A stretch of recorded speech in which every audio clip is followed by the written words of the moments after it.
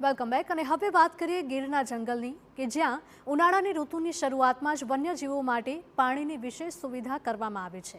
દર વખતે ઉનાળાની ઋતુની શરૂઆત થતાં જ સિંહ સહિતના વન્યજીવો માટે પાણી માટે વિશેષ વ્યવસ્થા કરવામાં આવે છે અને આ વ્યવસ્થામાં સૌરાષ્ટ્રના લાયન લેન્ડસ્કેપમાં 600થી પણ વધારે પાણીના પોઈન્ટનું આયોજન કરાય છે। ત્યારે આ વખતે પણ વનતંત્રએ પાણીના પોઈન્ટ શરૂ કર્યા છે।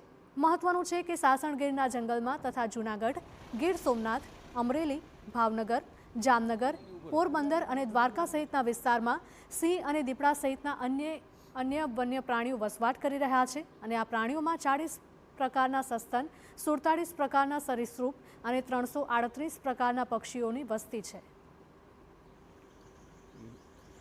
इन वाटर होल के मेंटेनेंस के लिए समय अंतर पर उनको क्लीन किया जाता है, उनको चूना यानी लाइम से ट्रीट किया जाता है ताकि उसमें एल्गी का डेवलपमेंट नहीं हो और हमारे वन्य प्राणियों को स्वच्छ जल उपलब्ध हो। पूरे लैंडस्केप में हम लोग यह प्रयास कर रहे हैं कि गर्मी के समय में हमारे वन्य जीव कंफर्टेबल रूप से रह सकें और उसी रूप में हम वाटर होल्स का मैनेजमेंट करते हैं।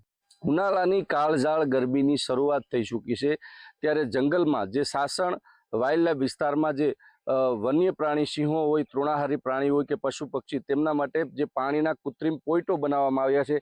આપની જે દ્રશ્ય બતાવું છું તે સોલાર પેનલથી ચાલતો આ પાણીનો પોઈન્ટ છે કે સોલાર પેનલથી આ પાણીનો પોઈન્ટ ભરવામાં આવે છે। ક્યાંક ટાંકા દ્વારા જે પાણીના પોઈન્ટો ભરવામાં આવી રહ્યા છે। આવા અલગ અલગ જગ્યાએ સાસણ ગીર જંગલમાં પીવાના પાણીની વન્ય પ્રાણીઓ માટે સુવિધા વન વિભાગ દ્વારા જે ઉપલબ્ધ કરવામાં આવી છે।